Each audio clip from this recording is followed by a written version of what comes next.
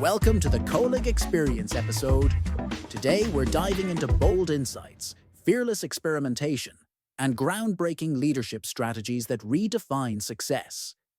In this episode, we'll explore the critical role of leaders in shaping organizations that truly fit human nature by focusing on the powerful impact of organizational culture. Let's start. We love to use the term organizations that fit humans. By this, we mean that the central role of leaders today is to build such organizations, ones that are designed to accommodate human nature.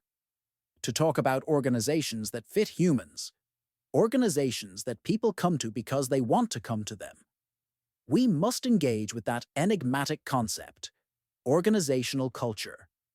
When we ask participants in our CEO or VP programs about organizational culture, we receive answers like, the DNA of the organization, the code that dictates its characteristics. Unwritten tradition, what people do because it's customary and accepted, passed down through generations, and no longer clearly connected to any written doctrine. Values, the fundamental beliefs of the organization, what the organization believes in. Norms and practices, behavior that's considered acceptable, meaning it's the norm. On one hand, these aren't clear-cut answers, but on the other hand, we all intuitively understand what we're talking about. Noel Tichy, a researcher and author in management and leadership, divides the building blocks of an organization into three types, which he distinguishes using the metaphor of states of matter. ICE, solid state, the operational model.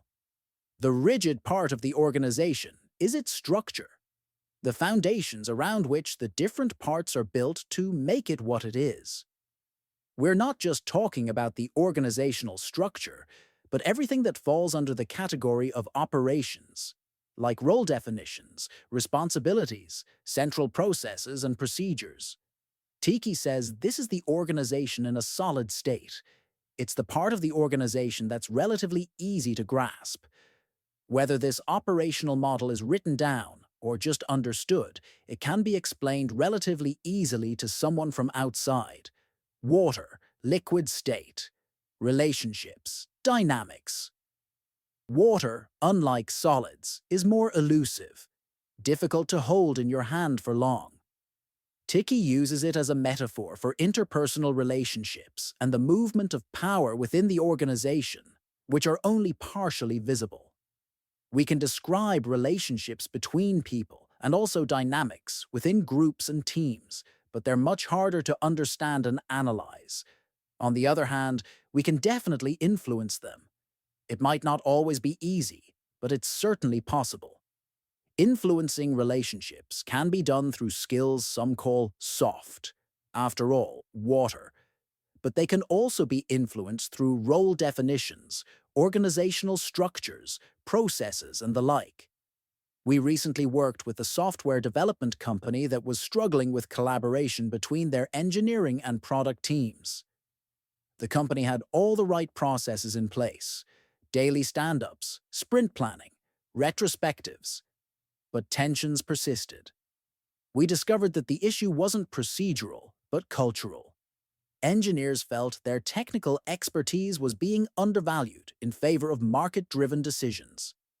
By focusing on relationship-building activities and creating forums where technical considerations were given equal weight in discussions, we helped transform the dynamics. Within 3 months, cross-functional initiatives increased by 40% and the time to resolve conflicts decreased dramatically. Vapor, gas state. Organizational culture. Vapor, unlike water, is not only hard to hold, but also difficult to see. In the air around us, there is moisture. Water vapor.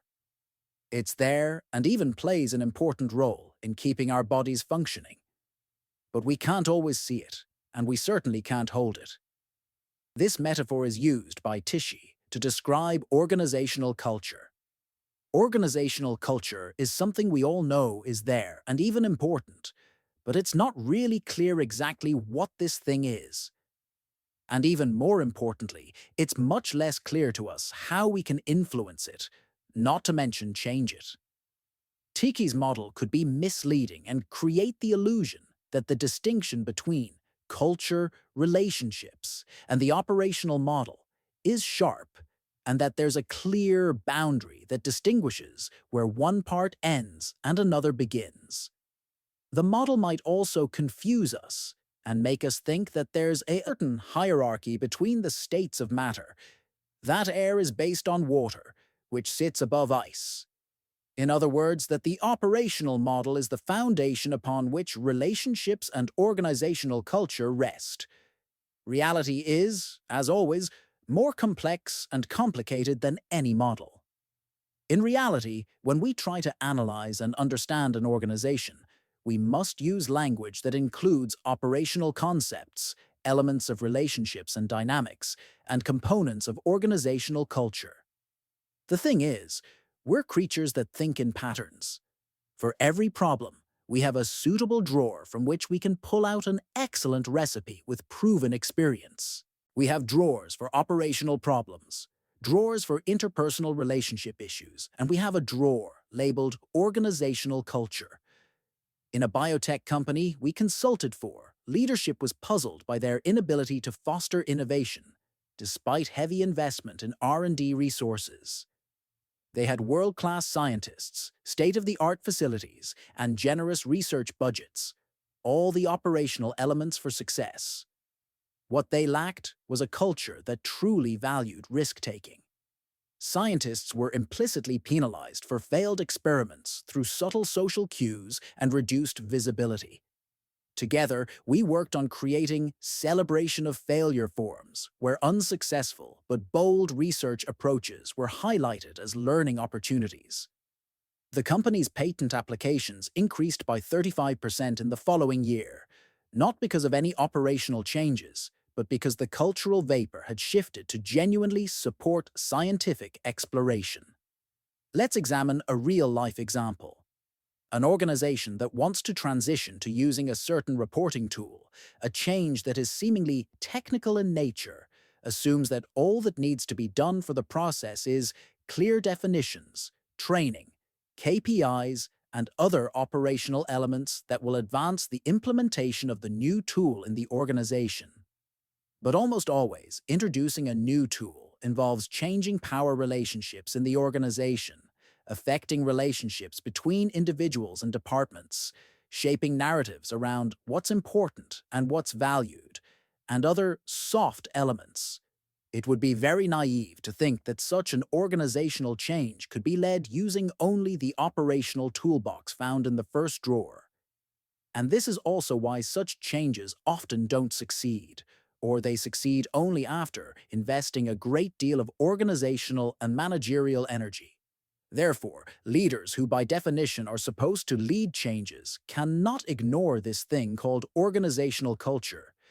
And perhaps this is the background to Peter Drucker's immortal statement that culture eats strategy for breakfast. No matter which direction the organization's strategy wants to move, in reality, what will move it is the culture. And consequently, the success and prosperity of the organization depend very much on its organizational culture. The great power attributed to organizational culture, as Drucker brilliantly formulated, is so accepted by the managerial community that many see it as a kind of fate, a force majeure, a fact of life that cannot be changed. And the truth is that this position is not at all unfounded. Organizational culture is indeed very difficult to change, which is why we prefer to talk in terms of influencing organizational culture rather than changing it. To summarize thus far, organizational culture is important to managerial and organizational discourse for two reasons.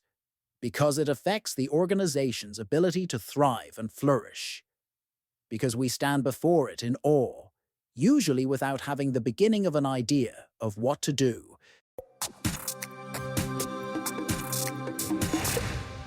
That wraps up today's podcast, where we explored the crucial role of leaders in shaping organizations that align with human nature, highlighting Noel Tichy's model of solid, liquid, and gas states, and the power of culture over strategy.